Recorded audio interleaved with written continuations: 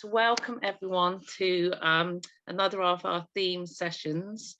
I am Jane Ring. I'm the Parent Support Officer for Look. Some of you are new tonight, which is really brilliant.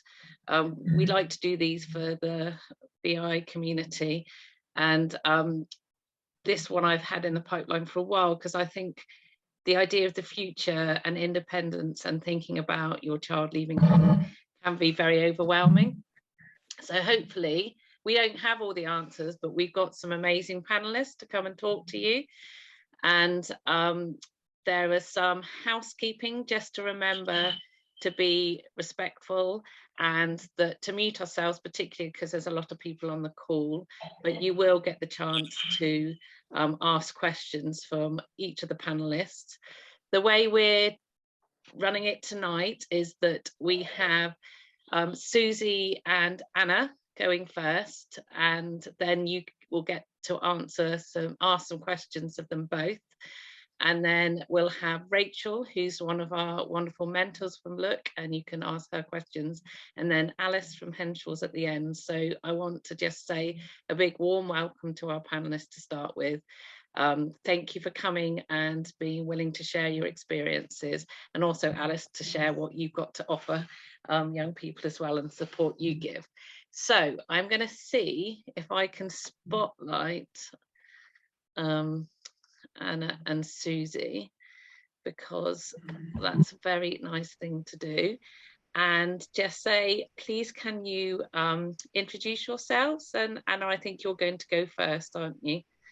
I am. Thank you, Jane, and hello everybody. It's a real pleasure to be with you tonight and to share our experiences of my daughter Susie. I'm Anna, I'm the Anna, and this is the Susie next to me, to share our experiences of Susie's journey into moving into her own home. So I'm Anna, I'm Susie's mum. Susie, do you want to introduce? I'm Susie and I'm Anna's daughter. And Susie, do you want to tell everyone a bit about yourself? And I'm blind, so I can't see anything. And what else about how old you are? I'm 28. And where do you live? And I live in it's called Number 1, Chantry Meadow, Alphington in Exeter. In which county? In Devon. Okay, and what about, just mention school and college? And I went to school, a primary school, in Cornwall, and it was called Illugan School, and it was near the house that I used to live in. It was mainstream. And then what about? And then I went to college at the West of England School and College for children with little or no sight. And how old were you when you went there? And I was 11 when I went there. And what about sleeping there? And I used to board from Monday to Friday and come home at weekends with Mum and Dad. Okay. Thank you, Susie. So that was Susie's school life. She was at mainstream school until she was 11. We lived in Cornwall, the other end of the world, and services down there for visually impaired children were very few and far between. And the decision was made when Susie was 11 for her to go to a specialist school and college for the blind in Exeter in Devon, where she boarded through the week. So we kind of had the opportunity to get used to not being together through the week. And then Susie would come home at the weekends and holidays. When it came to moving Susie on, so Susie was at her college until she was 20, oh my goodness me, 25. We managed to maximize her time there with an education, health and care plan. And when we thought about moving her on into her own home, the most difficult thing for us was where, because we were living in Cornwall, but Susie's life was in Devon. She had been at her school and college since she was 11. And have made some really good friendships and relationships, and the services in the area, I think the specialist services that had grown out of the college, were still providing Susie with some of her sort of key areas of development, such as her mobility and her life skills and independence. So we decided, rather than bring Susie back to us, that as a family we would move up to be close to her and keep her in the community she knew. So the decision was made to look for somewhere in Devon for Susie. I was just, I think, extremely fortunate that I came across another parent at her college who, with a group of parents, had set up a home for their own young children and young people, all of whom had really quite complex needs. So they all needed a high level of support. And I went to hear her speak. What she had done was absolutely incredible, what she had achieved, but I knew that it was a huge, huge amount of work. So I approached her and asked if she would consider another home, or helping us with another home. They had set up as a charity. I think that their intention was to stop at, they had developed 2 homes for their own children. I think their intention was to stop there. But she did say, well, look, where there's a need, there's a lot of goodwill within the charity. And I said, I promise you, I can find all the young people. That's not a problem, if you could take on the challenge of another house. And they did. And we're currently sitting, where are we? In my house. In which room? My bedroom. So we're currently sitting in Susie's bedroom in her own home. The charity is called Rainbow Living. It's Devon-based. It's a Devon-based charity. And I'm really pleased to say that Rainbow Living have gone on and developed since another house. So they have 4 houses in Devon. The other thing that we were very keen to do was try and retain some of Susie's friendships. And actually one of her closest friends, what's your close friend called? My close friend is called Megan. And Megan and Susie were at school together from 11, and Megan is one of Susie's housemates here. So Susie shares her home with Megan and 3 other gorgeous young women. Megan and Susie both have a visual impairment. The other young women have a learning disability.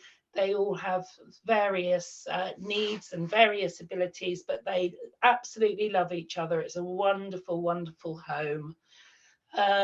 What we were able to do was leave the charity to find the money. They were absolutely incredible in their knowledge of fundraising and getting grants and accessing money for the development. They bought a house which they then adapted. Susie has physical needs as well, so she's got a lovely adapted bedroom with a big ensuite and electric, what's your bath called? A high-low bath. A high-low bath. And then as we started finding other young people to share, and they've ended up all being girls, ladies, young women, but actually we were open to anybody who came along, really. But what was really important was the compatibility, not just between the housemates, but between the families as well. And that was possibly one of the trickier things, is knowing that everybody sort of had the same vision and wanted the same environment and outcomes for their girls. So again, we had compatibility meetings with families until 5 of us actually felt, yeah, we can make this work. Then as families and with our girls, we researched and interviewed and recruited a care provider. the tricky thing there was really to make it work. We had to have one care provider who could develop a team for all the girls, despite the fact they all had slightly, or actually a wide range of needs. But it wouldn't have worked for each girl to have had a different care provider, obviously. And we found a wonderful provider called TheraCare.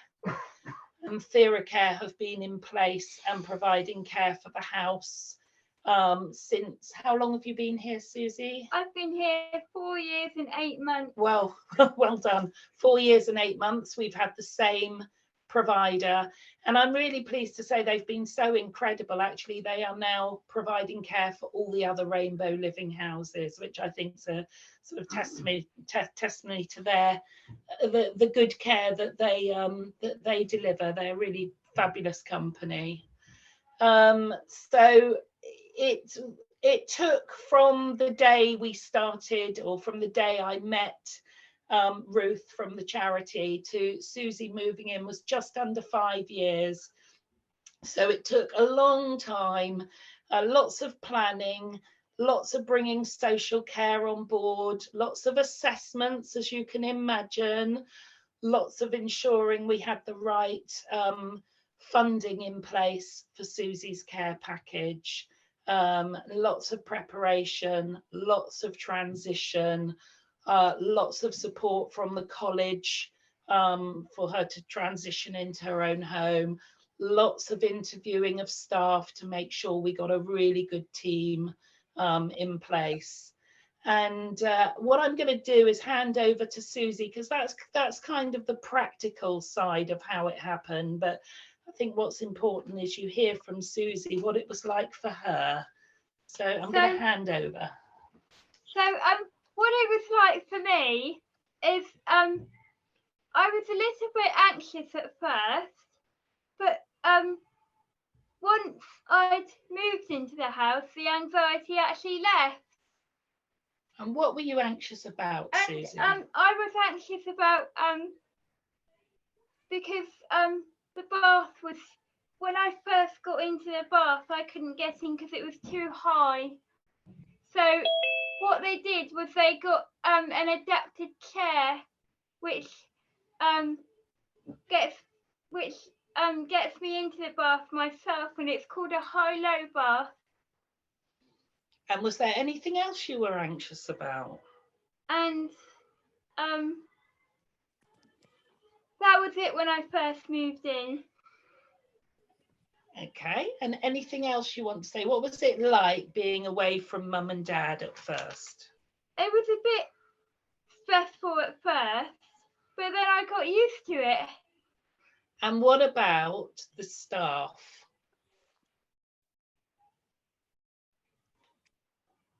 What about your care staff? So the other thing that I found stressful was I used to have the same staff every week, and now that's changed because I have different staff on every day now, and it's more relaxing for me. So Susie is a creature of habit, and she loves her routine, as I'm sure some of your children and young people do. And introducing any change could be very, very stressful for Susie. And I think what Susie said about the bath is really interesting, because no amount of assessment and care planning always captured some of those really little things that were so important to Susie. Nobody ever really thought about asking her, you know, what things she was really worried about. And sometimes if Susie's very worried, she struggles to express that, and her worries come out a little bit more in some anxious behaviours. So I think the staff realised how important it was to really reassure Susie to express all her concerns. And you know, the kind of heart of a person-centred approach is what works with Susie, that lots of time is taken to really listen, not to just what she says, but sometimes how she's feeling, and try and get to the bottom of that. And they do that very well, don't they? Yes. Yeah. Okay. Would anyone like to ask us any questions? Charlotte does. Oh, Hi, sorry, I Charlotte. should do my virtual. Hello, Charlotte. Hi there. Hi, Susie. Hi, Anna. Thank Hi, you. Charlotte. Hi. Thank you for telling me so much about your lovely home. That's okay. Are you enjoying living with Megan? Is it nice to have your best friend with you? It is, yeah. I'm That's enjoying great. living with all the girls I live with, thank you. Oh, fabulous. And do your care team take you out and about in the community to go and They do, yes. And what kind of places do they take you to, Susie? Well, every other Wednesday I go to music, and every other Wednesday I go to charity shop. You work And there, I don't work. Oh, lovely. You? And Riding. I go horse riding, and I do stuff at weekends, like go out for lunch. And you have to, so Susie and her housemates are all responsible for keeping their house clean and tidy. There's a rota. We have to do chores. Yeah, and the shopping. The shopping. Do you have one-to-one, Susie? So do you have someone with you at all? I have one every day, yes. Okay, So, and they change. Susie has yeah, well, someone just said, could you tell us a little bit about the care package? So Susie has a personal budget, which is paid to me, so I manage it. And that personal budget's used for her care that's delivered by Thera, so the care she receives in her home. And 3 days a week, Susie also goes to an adult community group that's a part of her old college, which is called Jigsaw, and she meets up with loads of the friends she's been at college with for many, many years. So that's lovely. And they do lots of different activities, and her personal budget pays for that for 3 days a week. Susie's assessment that was done Megan goes with me. Yeah, Megan goes with her. Her assessment that was done before she came here secured a very high level of support. So Susie has one-to-one support from 7:30 in the morning until 9, I think, or 8:30 in the evening. Susie has the highest level of support of the girls in the house, but all of them have a level of support, and they share a sleeping carer at night. So there's a carer's room, and there's a sleeping carer, and Susie has chosen to have a monitor because she feels a bit anxious sometimes, and the carer can then hear if Susie needs them, she'll call in the night. So we have the personal budget covers that level of support. It's a high level of support, plus her going to her, I'm afraid it's called adult day services. Well, they've changed it to Jigsaw, but that's what she does 3 days a week. Susie also receives PIP at the enhanced rate and the PIP mobility. So Susie has her own car here that her carers use to take her out and about. She does use public transport sometimes as well, don't you? Yes. And Susie's a wheelchair user, so sometimes public transport can be more difficult for a longer journey. She gets employment support allowance, and because she lives in independent living, she also gets, I've forgotten what it's called now, the severe disability premium with her PIP. She does have to pay toward her care, so every local authority charges an amount of money to go toward the care package, and then it leaves her. Fortunately, Susie's not too bothered by fashion. No. So it leaves her enough money to enjoy the things she enjoys and to have a little break. Where did you go just before Christmas? I went to London. She went to London with who? With my one of the carers who works here, Julie. And I've known Julie since I was at college. Yeah. So what And then, what I'm interested in knowing is I have an 11-year-old daughter called Scarlett, who's quite similar to Susie in terms of her needs. She goes to a complex needs school at the moment, and we're very fortunate that we live in Manchester, and it's just the other side of Manchester. It's the perfect place to meet her needs. And on the school, they have a short breaks facility. So she has 52 nights a year there at the moment. That goes up to college and can go right up until the age of 25, as long as she can be peer matched successfully, which we feel Scarlett will be. I spoke briefly to Jane about it the other day, didn't I, and thought that I wasn't quite sure what to do with Scarlett, because Susie is boarded from being 11.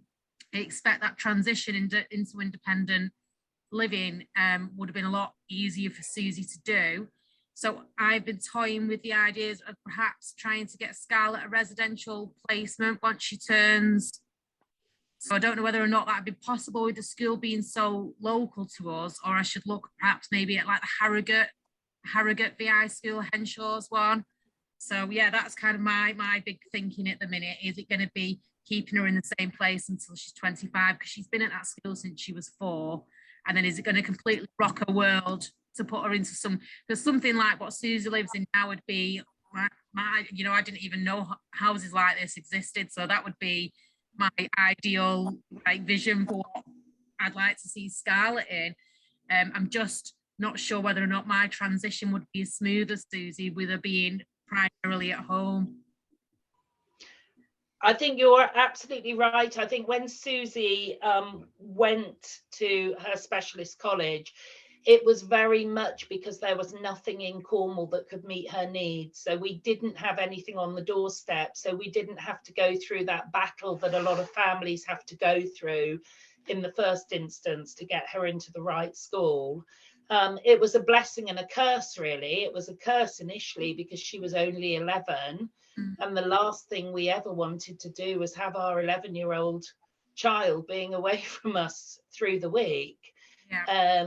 But then obviously as she got older, it really helped with that transition process. And we had got very used to being away from each other. And certainly for me, to hand her over to other people to care for her was extremely difficult, but it really built my confidence in the fact that other people could do that, and Susie could thrive and be happy. And we obviously saw her developing her independence as well. I think it's really helped, hasn't it? It certainly would have helped in a residential place.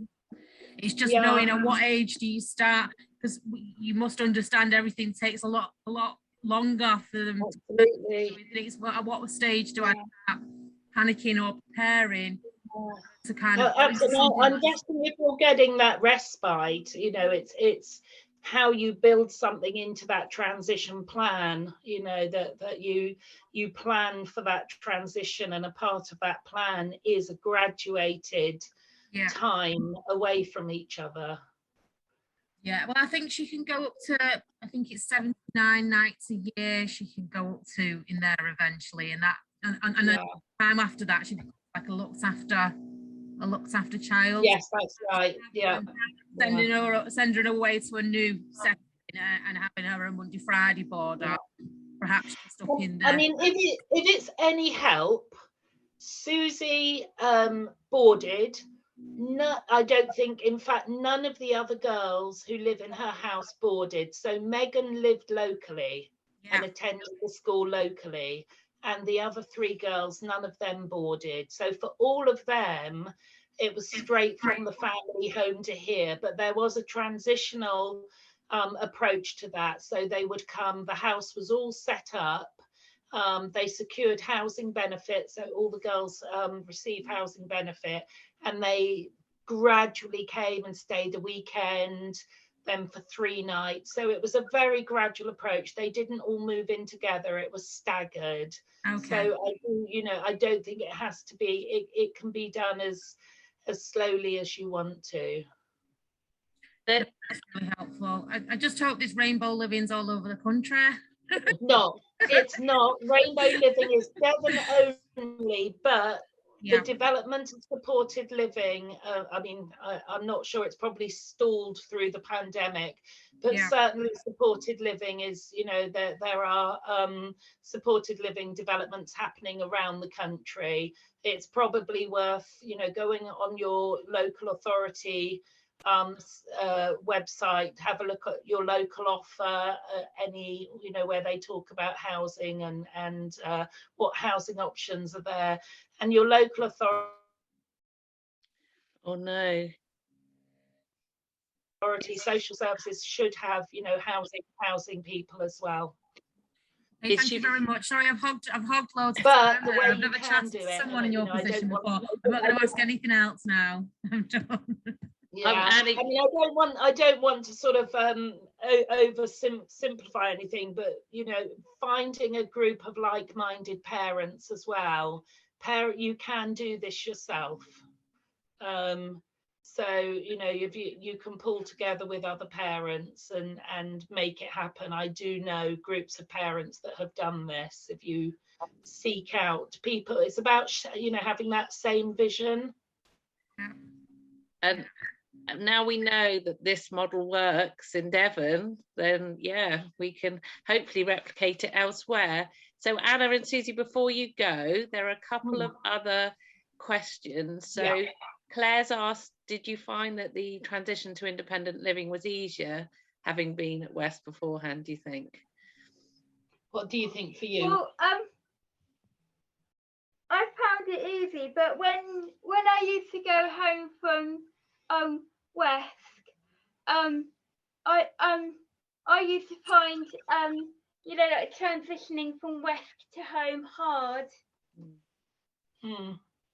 Yes, I mean that is interesting. Sometimes Susie actually struggled each week with the sort of having to go up, leave.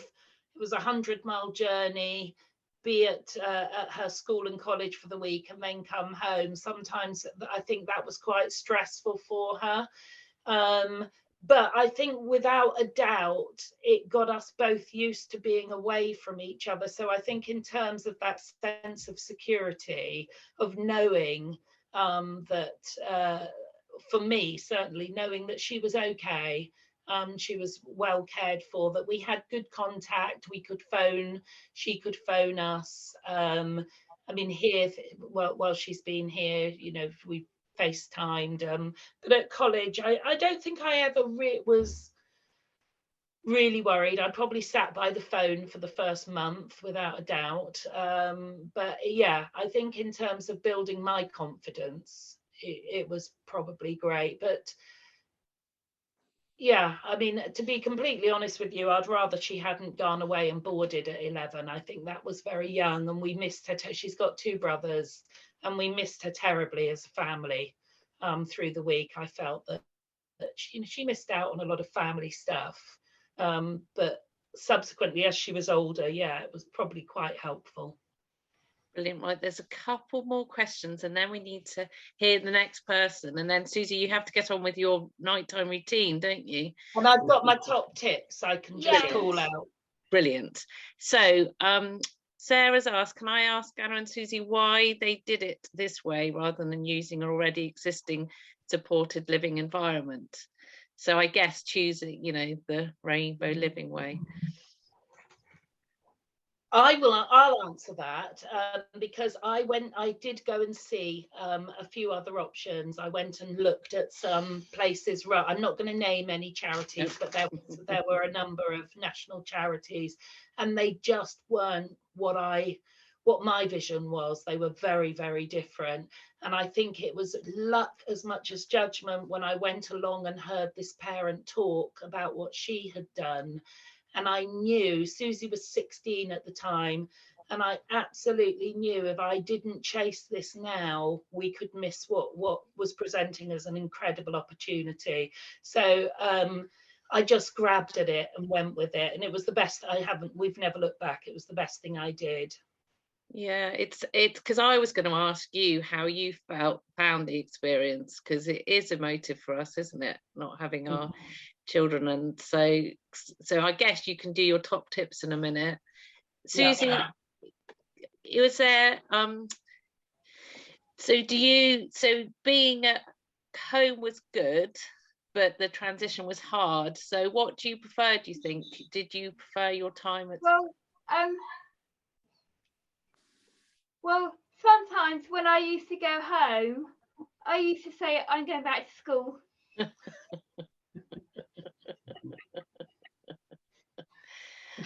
But do you still enjoy your time with your family now? Is it more precious? I still enjoy my time with my family, and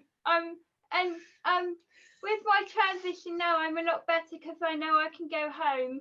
Lovely. So you've got a home. Brilliant. And that's how it should be. I think what Susie's just said, I remember the first day her using the word home to talk about the place that we're in now. And I just thought, yes, we've done it. So Susie absolutely refers to this house as her home, and our house, because we did end up moving about 10 miles away, and we're mum and dad's. Brilliant. Absolutely brilliant. And one of the things I said to people, would you be okay to write down your package? Because sometimes it's really overwhelmed, or, you know, where you get things from. Because I think when you're thinking about independence and the next stage and preparing for adulthood, to know where to go to and what to look into. And obviously you did it a long time in advance, because that's what needs to happen. So that would be really, is that possible? Yes, I can. I'll write down our sort of our journey, the pathway. That will be absolutely brilliant. And you've had, Susie, before your mum does the top tips, you've had a message saying you're both so brave and really inspirational. Thank you for sharing. It is lovely. It is lovely for everyone to hear from you both. Oh, and Charlotte just wants to know how often you visit, Anna. How often do you... I visit my mum almost every weekend, but some weekends I can't do because she's away, or I'm busy, or yeah. Susie comes and stays most weekends with us. I mean, we through the pandemic it was a bit tricky, but we were able to come up and walk around the block with Susie.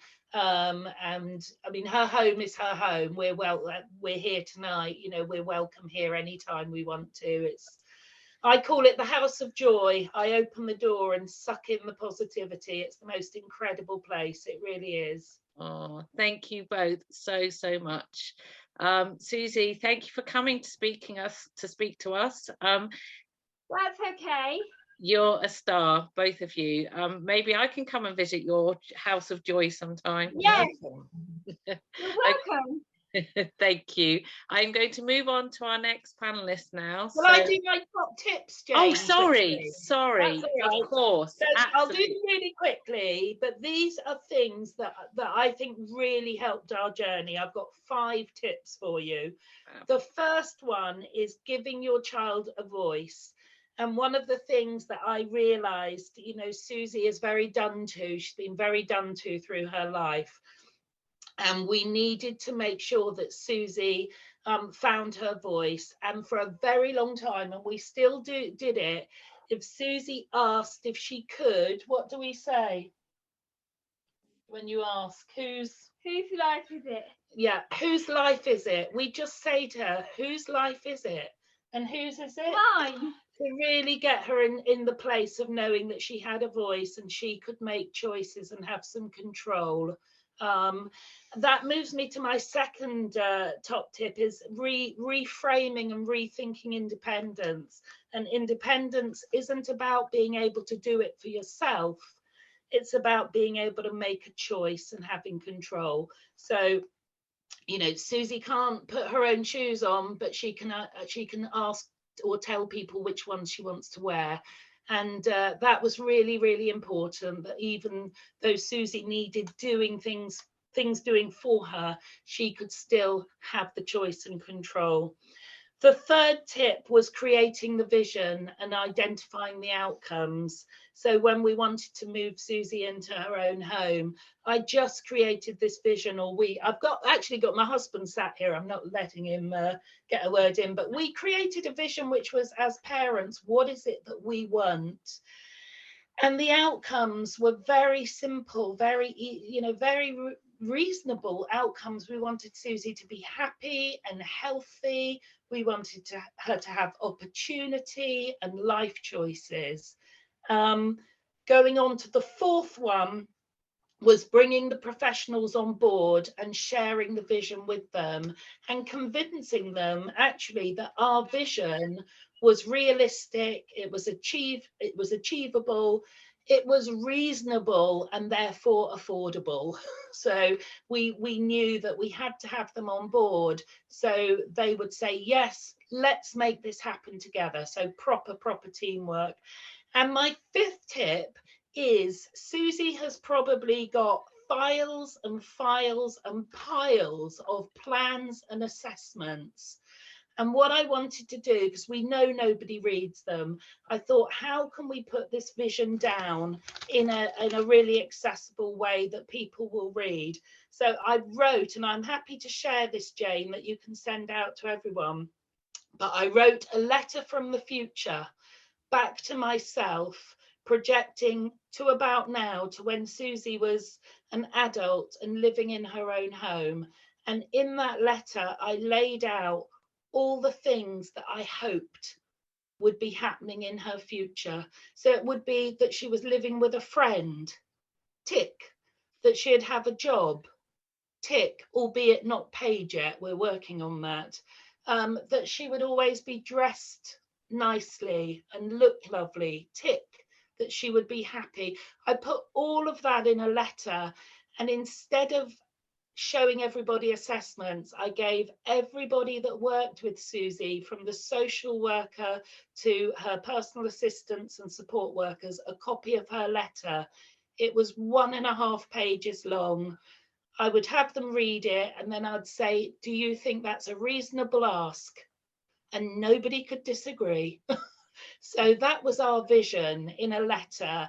And actually, I think our whole professional team came on board with that and became as excited as we were and as Susie was. And we just said, we're gonna make that happen. I'm going to share that with Jane. It's a lovely exercise anyway. It's very therapeutic to do.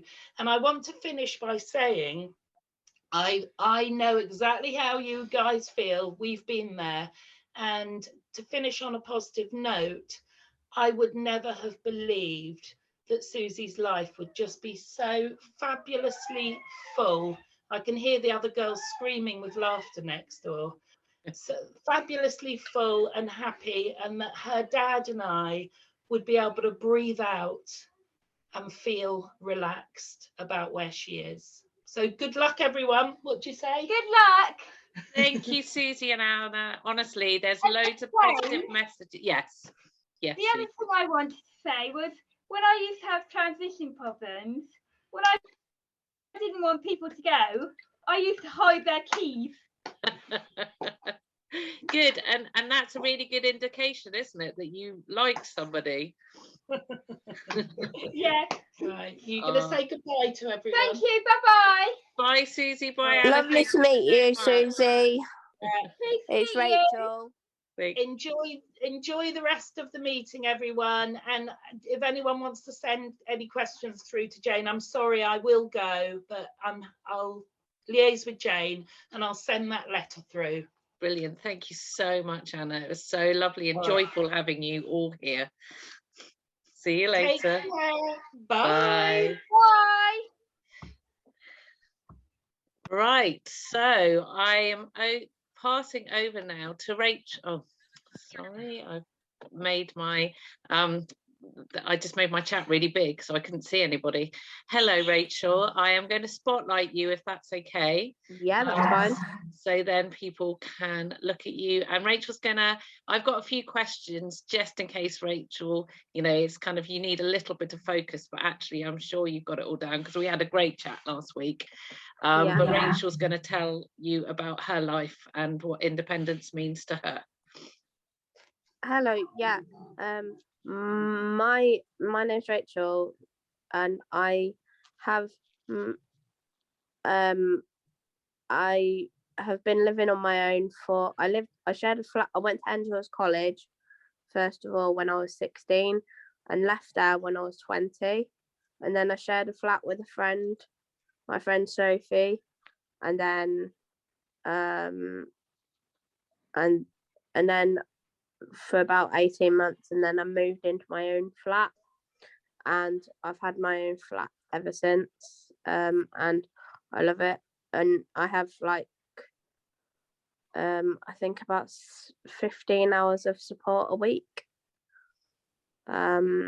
so that I can be independent, and it just keeps me safe, so that actually I'm not so that I can make sure my meds are taken and get food shopping done and all that kind of and also it helps just to keep on top of everything.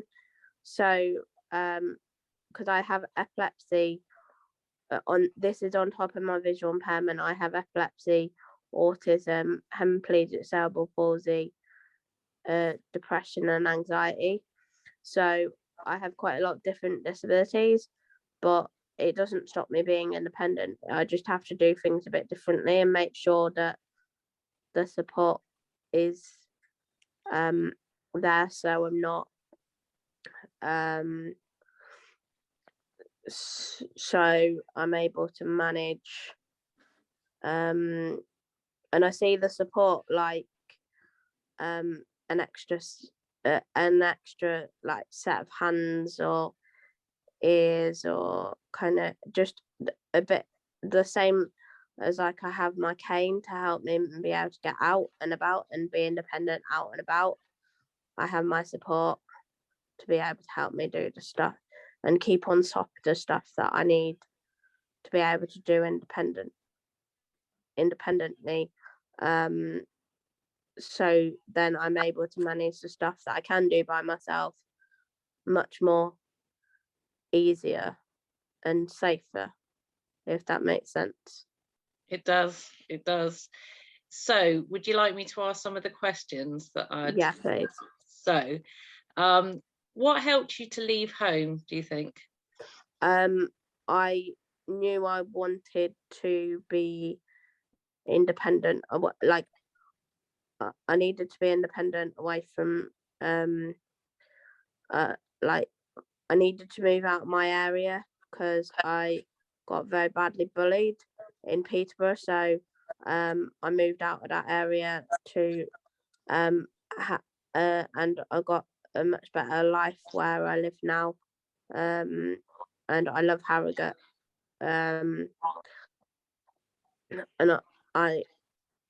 so that's what made me move, and it gave me the confidence. So brilliant. So it's just out of interest. Someone's just said, so lovely to hear you are feeling much better in your new area. That's fab. Thank you. So what do you do you have a job? Do you have a volunteer? What do you get up to in the week? I did do quite a lot of volunteering. Yeah. I'm wanting to get back into volunteering, but it's finding the right volunteer work for me. Yeah. I had a guide dog and I'm waiting for a new guide dog. But I also go to singing group. I go to a singing group on a Wednesday evening called Lucy's Pop Choir, and I love it. And I also go to something called Emerging Voices Choir on a Friday, and it gives me because I love music. I find music really freeing, and it means that I can just go into my own world with that. And I also do I'm looking at doing horse riding as well at some point. And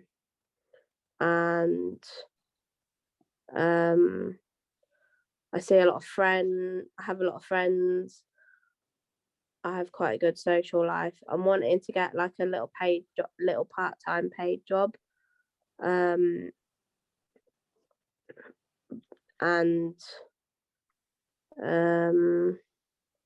yeah, just get in. There's quite a lot of different things that I do, and I have a little cat called Luna, and I've had her for 4 years. I would like to a job that I'd like to do is work with children, to help, to encourage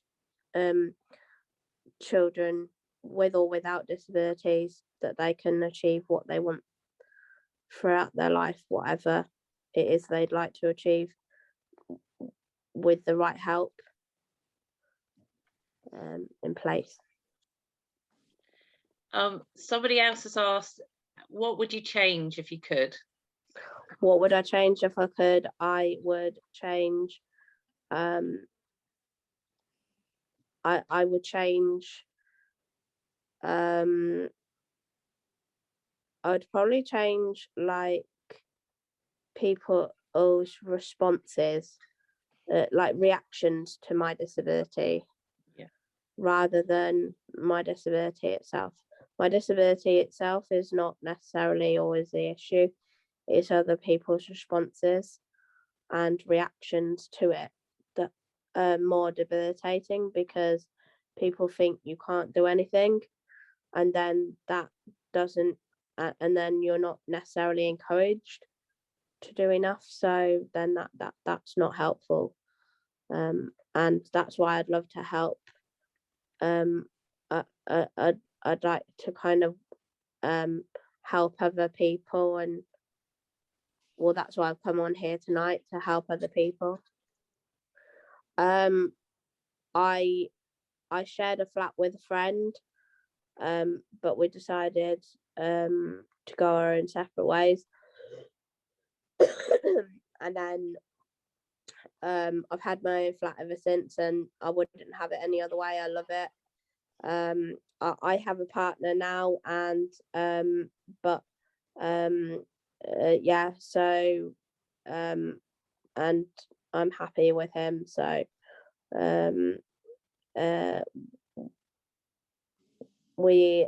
but we've only been together a few months, so and that's another thing, that it, like, you can find someone, or if you relationships are not, it's not impossible to find someone, kind of thing.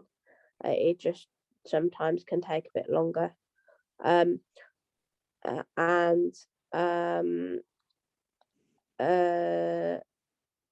how do I find my flat? I get housing benefit, so I'm able to manage, and then I get support, and I have to pay for my support myself, or I have to pay for some of my support anyway, and social services pay for the rest, kind of thing.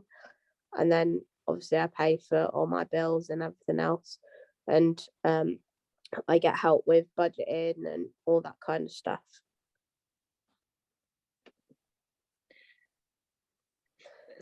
Every day I have half an hour in the morning and 15 minutes on an evening. So every day I have that. And then 3 days a week, every Monday, Wednesday, Friday, I have support workers come in for 4 hours each time, to help with things like cooking, support with cleaning the flat, tidying up, keeping on top of everything. Any doctor's appointments that I may need help with going to, then I get that. And going to, yeah, just going to anything that I need help with, basically food shopping, I get help with doing that once a week, and then any other bits I just go by myself to get. And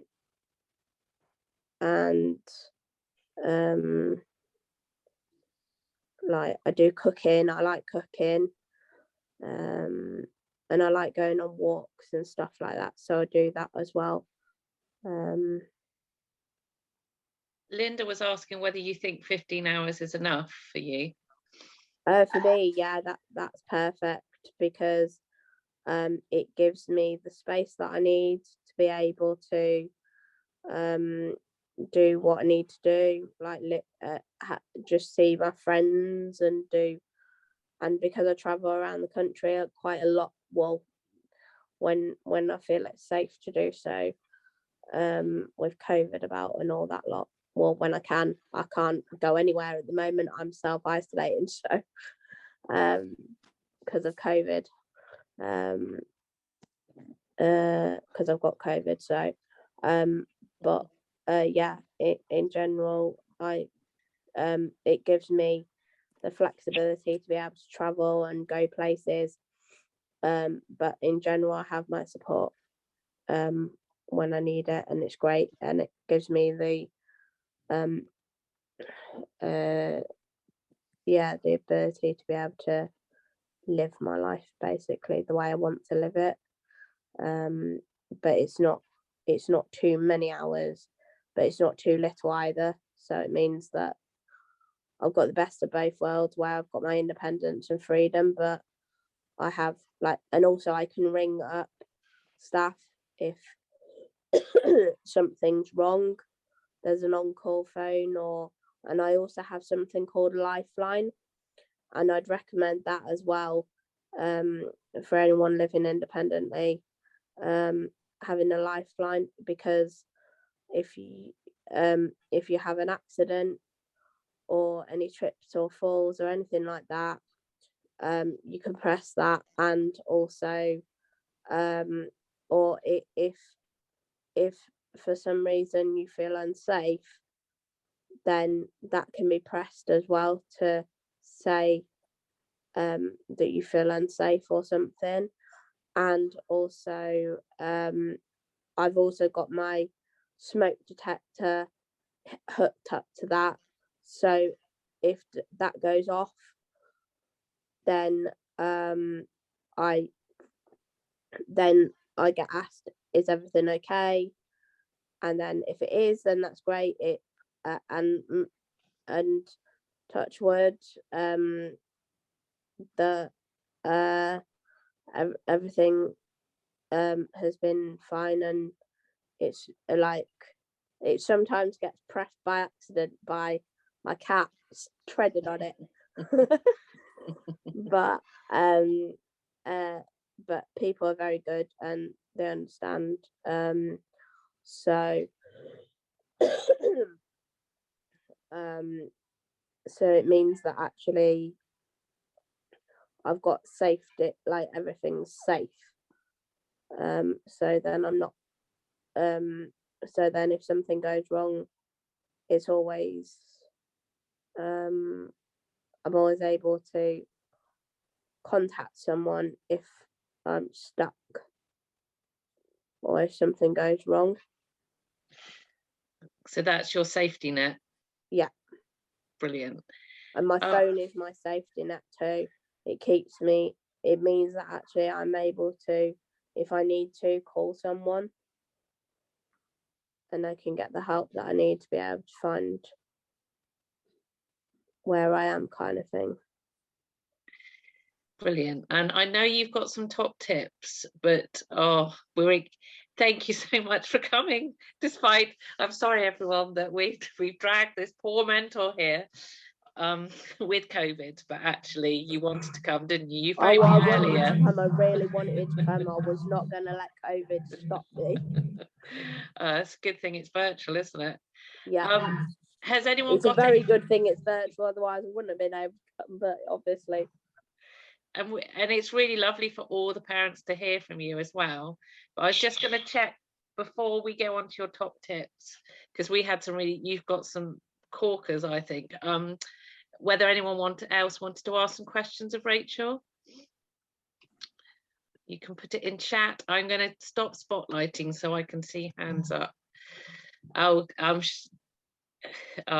there's just a comment saying thank you from Charlotte, which is lovely. Oh, no worries. I think I've seen your name before, Charlotte. I think I've seen you before, your name before, on Facebook or something. Yeah, Charlotte's quite key in the VI community, aren't you, Charlotte? She's gone shy now. No, oh no, I'm here now. Sorry. Yeah, I work for Victor Rachel. I do a similar job role to Jane, but just for a different organisation. So yeah, I'm frequently on Facebook sharing stuff. So that's probably why you've heard. Yeah. Oh yeah, no, yeah. I'm Scarlett's mum. I'm more likely Yeah. known as Scarlett's mum than Charlotte nowadays, to be fair. So there you go. There's it says, did you struggle to get your support package? I didn't struggle to get it at first, but I had a bit of a fight on my hands to when I got a social worker that was really not great, and tried to take my support away from me because I got a guide dog, and because I decided to go to Scarborough by myself, she tried to take it off me, and thankfully I managed to get it back. I managed to get my support back, and so I'm very, very aware of how much unfortunately it can be taken away if they think that you don't need it, even when actually that's not true. Like but yeah, I had to fight to get my support back, but as far as I'm aware, I didn't have any issues getting it, but I've no idea because I didn't kind of sort that out like myself, but without it I wouldn't be able to live independently. For me, my support is key to me being able to live in my own flat, and I love it. No worries, that's absolutely fine. Thank you for asking. So, do you remember some of the top tips you shared with me, or would you like me to prompt you? Could you prompt me, please? Yeah, so I've got them in front of me. So one of the first things you said to me was to keep a routine, and that's important to you because it helps. Yeah, keeping a routine is really, really important, because then you can keep because then you know what you're doing when you're doing it, whereas if it's all too it can be if it's just not, if you're not routined and structured, then something can really quickly go wrong and it can get overwhelming. Whereas if things are in a nice good routine, but I would also suggest I would I'm trying to think of the word for that, basically I can't think of the word, but basically I would say also though, be careful not to get it so that there is no room for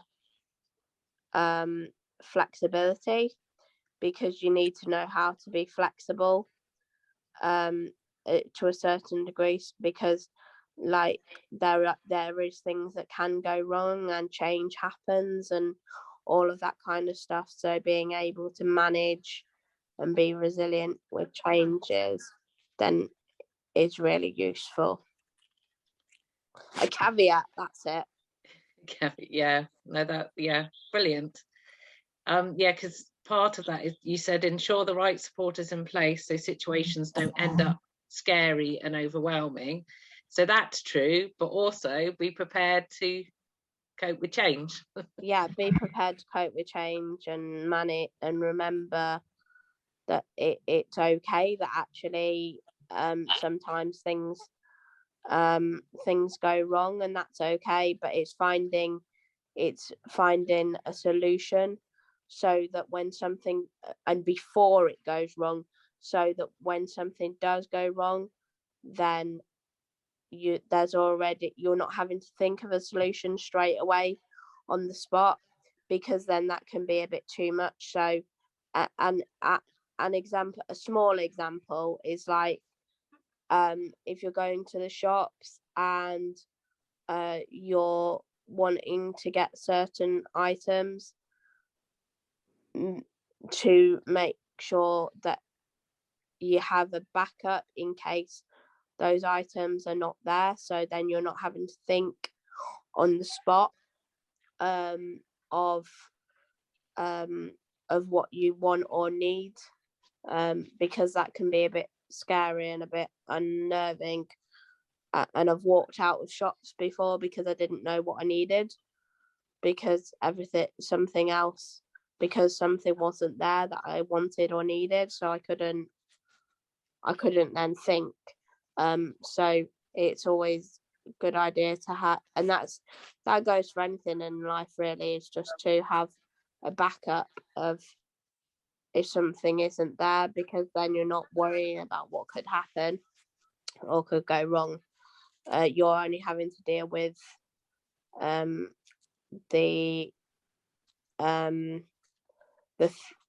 you're not having to think about something else. You're just dealing with whatever's happened, basically, rather than having to think about anything else. I'm going to read a couple more, and you can, expand on them. But one of the things she said to me is that if you have more than one disability, it can make being independent quite difficult. Living by yourself and going out in the world requires a lot more thinking and planning. So I guess that is what you've already said a little bit, isn't it? But that it does require planning in advance, so then you're not and also asking for the help, and not being afraid to ask for help, because sometimes it can be really, really frightening to say I need help. Whereas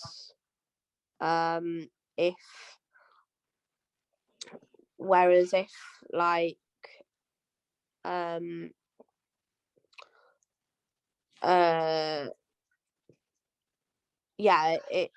if you need help, then that's okay.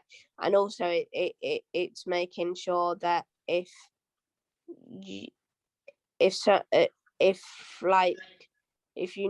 for example, for me, like my anxiety can trigger off a seizure, so can trigger off my epilepsy, whereas if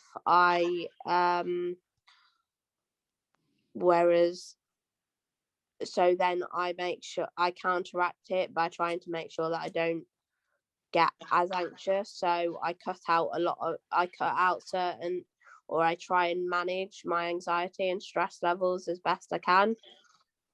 So that means kind of asking for certain bits of help.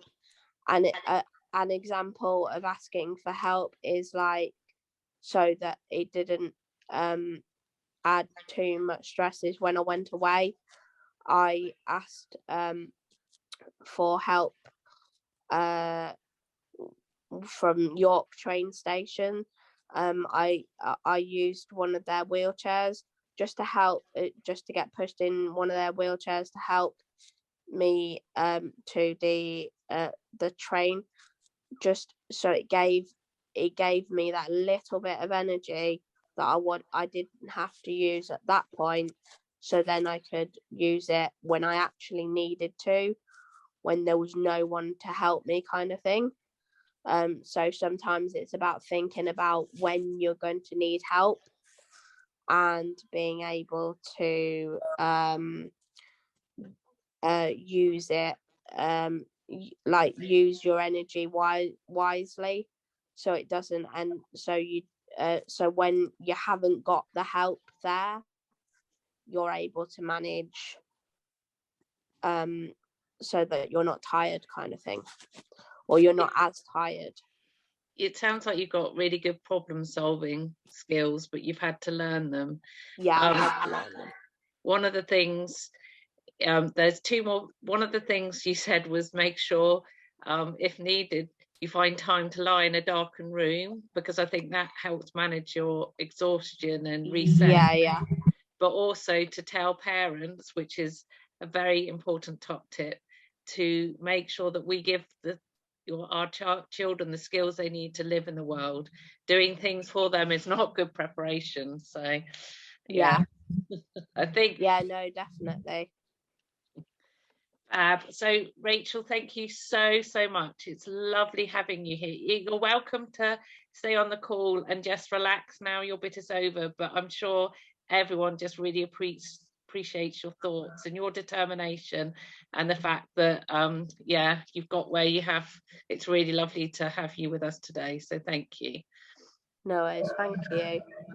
So our last person is a fellow professional from Henshaws. Alice, thank you for waiting patiently, Alice. That's been really interested to sit and listen through anyway. So. Brilliant. So I'm going to spotlight you so everyone can see you, and there you go. So Alice is going to talk to us about some of the things that Henshaws provides to support BI young people's independence. Yeah, so I'm sure some of you will be familiar with Henshaws already. I've seen a couple of names that have joined that are definitely parents that their children come to our activities. But just a quick overview of what we can offer. We're a northern-based charity supporting people living with sight loss and a range of other disabilities. My role in particular is part of the children and young people's team in Greater Manchester. I work with children and young people of all ages. I arrange half-term activities, whether that be kayaking, horse riding, or things the children never thought they'd be able to do. I run virtual sessions, and we have an I Can Do It course, so I'm going to go into a bit more detail on that. Our I Can Do It course was developed to fill the gap for families wanting more skill-based knowledge and confidence building exercises. So we do that with children ages 8 to 18 or up to 25 with additional needs. It includes 6 modules that can be taught online via our I Can Do It online course, or through face-to-face activities or our residential trip. So the modules we've got that we focus on are social and emotional skills. So how can your child recognise someone else's mood, maybe by their tone of voice? Online safety, daily living and mobility. So we'd help your child maybe plan a journey, or coin recognition. We've got 2 modules on kitchen skills. So the first one would be, how can you pour your own drink? How would you make a sandwich? Health and safety. And then the second part would be nutrition and weighing and measuring. And the final part of the course is kind of a transition. So what goals and aspirations do you have for the future? We run 2 residential trips a year, one for older and one for younger children at Caft Adventure Farm in South Manchester. But those children that are out of area or wanting to do the course online, we accept that as well, and you can do that anytime online. There are clear modules to work through online with all the resources and worksheets are included, and we'd provide support throughout if you needed to message us and say, help, I don't understand this or anything.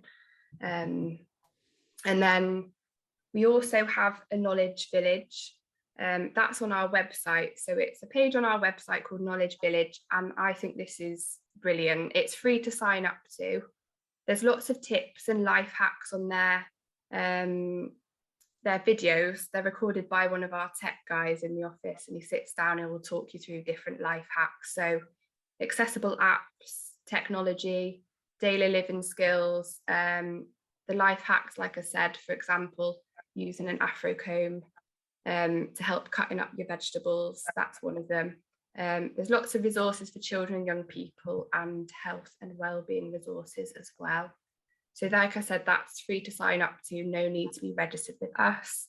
I think there are some really useful tips on there for living independently at home, such as colour contrast that you could put around the house, if that's outlining a light switch, maybe with dark tape around that, making sure you have the shelves at the right height for your child. So yeah, I would really recommend that.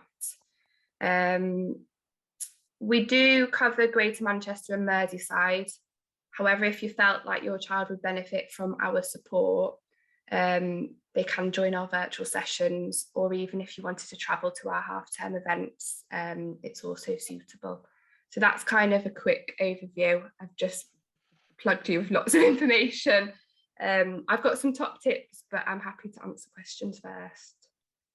Yeah, because it's interesting, because we had a chat beforehand and you said that because your online modules can be kind of tailored for the people that attend them, so there could be an opportunity for parents to talk to you beforehand about the support their children might need to attend and things. So yeah, definitely. I would say any questions, please email me, because if you felt like your child had additional needs, we would definitely tailor the module to them. And like I said, it can be done at any time online. And part of the reason I wanted to invite Alice, because I think sometimes as parents we just don't know what's available, and it's just really interesting to know that this course has been developed to support young people's independent skills. So please feel free to ask any questions on chat, or if you're brave enough, come off camera or raise your hand. And like I said, I'm a support that you can email if you want to get your child signed up with us or any other questions. There you go. Anthea's got her hand up. Actually, Alice, this isn't a question, it's a congratulations. Henshaws were the first charity that really jumped in and sort of gave us support as Ola's sight was deteriorating. Long story is, her sight has deteriorated over a number of years. So I not so long ago heard from George, and I've actually just messaged Ola to see if she's still in touch with some of the people who she did the I Can Do It course with, and it was excellent. It gave her the boost. It was much better than the cooking skills and everything she gained locally from a local authority, South Manchester. So yeah, no, great charity, great works, and yeah, so thank you for everything that you do as a charity and you're doing. So yeah, and I can't recommend it enough to any other parents who are on the call. Thank you very much. So somebody has asked, can you apply for an online course from anywhere in the UK? Yeah, we if you felt your child needed to develop some independent skills, we can do it from anywhere in the UK. So they would need to be registered with us, which I can sign you up and do that. We'd have a conversation, and yeah, the online course can be done anywhere in the UK. Anything else? Are there any age limits? Yeah, so it's 8 to 18, but up to 25 with additional needs. Yeah, that's for the online course. For our residential trip, we only do it up to 18 years of age. Yeah, so the residentials is just because it's your funding, that is just for the local young people, isn't it? But the online is, yeah, and it's something that Alice and I will talk going forward, because it might be that some of the Look mentees want to do it, or that we can offer it kind of as a group. So I will kind of look into that as well. Yeah. I also want to let you know that Anna is back online, so you know we've got 10 more minutes, so please ask Alice anything else, or you know, anybody really, any questions. And also there are some really excellent parents on this call who might even give tips as well for independence, because it's different for every person, and there's some people, someone just said they're in very early stages of their journey, whereas some of us might not have the answers, but we've been trying for a little bit longer. So yeah, please feel free to ask any questions, or I can send you all home. So I have what you've just said was one of my top tips. It was just stressing that independence looks different to everybody. We can't compare ourselves to others, so if what's independence for one child may be very different to another. And it's just making sure you've got those aids and equipments to best suit your needs and help your independence. yeah, and I'm just going to check, because we did have some questions sent in. So the independence should be available, that whole kind of how to support child, through your local services in theory. So I know in Devon they're rehabilitation officers for visually impaired children, and they're different for every local authority, but they're the ones that should, you know, come and support mobility, getting out and about, but also support in home with the equipment, what your child will need, and in school. I remember when Chloe was a lot younger, we had something called caring cutlery to support her kind of just being able to eat at school, and they came and gave us plate guards and things like that. So there are services, but it's individual to each area, isn't it? So what you offer, Alice, is something on top that's completely geared, and it's a chance, I guess, for people, young people, to do it together, isn't it? Kind of. Yeah, I think the main thing really as well is making friends through it. So even when the children do an online I Can Do It course, we would then encourage them to join virtual sessions and speak with other children that have done the course as well. Yeah. So, do habilitation specialists help children in their own home? In theory, yes, they should. I mean, that's what I've experienced, but I think as they get older, sometimes it can be harder. But yeah, that's what I've experienced. I don't know whether other parents have had kind of that. Yeah, so it is different from everywhere. It depends what the commissioners have given as well. Look, there's loads now. There's been totally blind alone, not qualified for the sport until you... And Linda has her hand up as well. Okay, Linda, you go for it, my lovely. Just to be controversial, I'm wondering if anything exists currently, and Alice, if you guys provide anything for not just a visually impaired child, but a hearing impaired child and a non-verbal child who's extremely active, but has no form of communication. It's extreme, I know, and I'm wondering how far into the extreme anybody has gone, or whether you have to have at least one attribute to be able to be involved with Henshaws or anybody. Does anybody know anything of any organisation that deals with that sort of extreme line of disability? I would say as long as the child has a visual impairment, we would work with them. There's a lot of children we work with that have other needs. I haven't specifically worked with anyone that has a hearing impairment, but I know my colleagues have, so it is definitely someone that we can support. There you go. Charlotte said about holidays as well. Yeah, and I know that Linda does access Sense, but Sense do complex holidays as well. So I don't, holidays and opportunities. So I don't know if you've considered that. I don't know what age that starts, Linda. We have things like holidays sorted. We have day-to-day living sorted. I'm concerned about particularly what I've heard, so I never even considered him having an independent life. But clearly there are organisations out there, there is the support out there.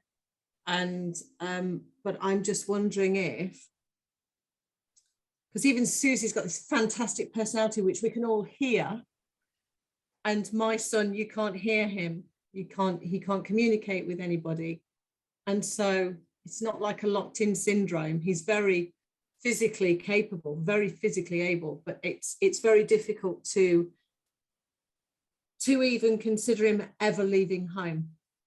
And so and I'm not a spring chicken, I'm probably one of the oldest here, and so I can't imagine. I've got one of the youngest children, I'm the oldest parent, and you know, I wonder, it kind of gives me hope that there will be probably something out there that hopefully I can track down and find.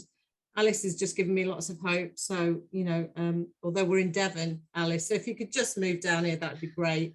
So to come down here. We've got nothing in Devon, but nothing in the southwest. So, but yeah, it's hopeful at least. But like I said, I never even considered that he would never be, you know, we wouldn't just be his full-time carers all the time. So it's encouraging to know that hopefully there's a place out there somewhere where he can gain independence and be with more people like him, because he's quite restricted he doesn't have any peers. So yeah. How old is your child, Linda? Sorry, did I miss you saying how old your child was? They're 7. I've got twins of different needs, but they're 7 currently. They're almost 8. So yeah, my daughter's low verbal. Well, she's not non-verbal, but she's low verbal. So she doesn't know like how Susie could have conversational language where she'd ask her a question and she'd answer back. Scarlett can say the word of the things that she needs, so she can, like a requesting language. But it took us a long time to get there. So there was probably part of me when Scarlett was 7 that was thinking this will never happen. And obviously a language has developed, although I don't think it'll ever be conversational.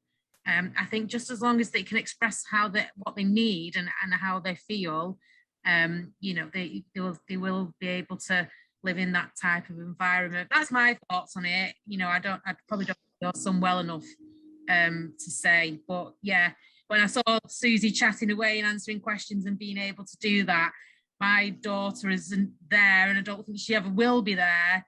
But I do think that there would be something in the future which would accommodate for that, especially with the 24-hour care.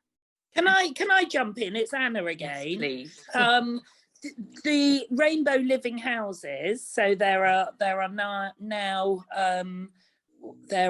hang on, 1, 2, 3. There are 4 houses, and probably Susie's house is one of the more able houses. A couple of the houses have very profoundly disabled people, including those, the first families, a number of them came together from the West of England School and College, so their children or they're adults now, they're in their 30s, have no sight. A lot of them are on continuing healthcare packages as well. So, you know, they're very profoundly disabled, but they still live in supported living with a personal budget and their own team of support where they have sort of control over their lives. So, you know, I do understand that you're concerned that, you know, if your child is more profound, they may not be able to manage, but it really is building that support around the child or the person, rather than sort of fitting them into what's there. And I think that was so powerful, wasn't it? You saying that earlier about, you know, kind of Susie's voice being the key to unlocking something. And also that your letter, so I will be sharing that with everyone as well. So, yeah, thank you, Anna, so much. And hopefully it has given some kind of interesting thoughts, hope, ways forward. Alice, I'm sharing afterwards the top tips that everyone put together. I don't know if Rachel is still here, because she wasn't that great, was she? But she really, really, really wanted to come. But yeah, just thank you to everyone who contributed. I'm leaving Alice's details with everyone as well, so I'll send that on so you can investigate and find out further more about the I Can Do It course. So thank you everyone for coming and listening and joining in. And we don't always have the answers, but I love so much hearing from the lived experience and just kind of, yeah, the wisdom. So yeah, brilliant.